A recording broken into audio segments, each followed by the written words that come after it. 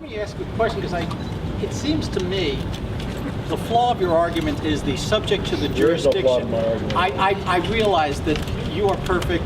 You don't even barely touch the ground when you walk.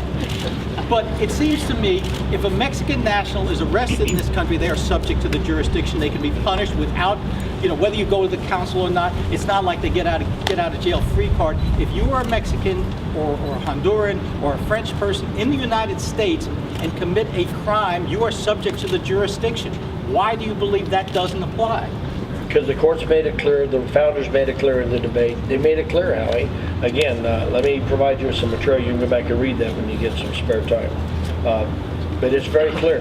And when they debated on the floor, they made it clear that this had to do with one issue, first of all. It was after the Civil War, the slaves were freed. It was recognized as a terrible decision by the Dred Scott, by the courts, and they called the Dred Scott decision. It was to fix that.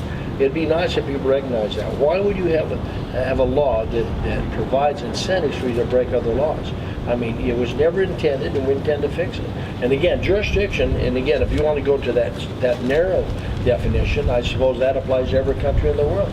It's not true. We set the standards and the conditions for somebody getting citizenship. And that's not just breaking into a country like Representative Kavanaugh says and wrecking, depending on your GPS location.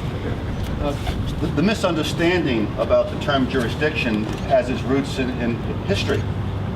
When they wrote it, jurisdiction did not mean you could be arrested in our area. Jurisdiction, in the words of the author's meaning, was you owed sole allegiance to the United States versus another jurisdiction. That is why when the 14th Amendment was passed, it did not bestow citizenship on Native Americans, which I think was wrong. But it didn't bestow citizenship on Native Americans because they were members of sovereign tribal nations, not subject to the jurisdiction, because they were sovereign to their own tribe.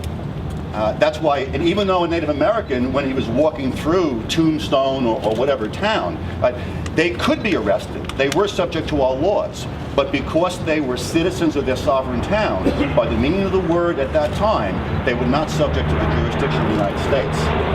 We have to go by what the writers of the 14th Amendment wrote, not what some people may wish they wrote, or what the current meaning is, which now differs.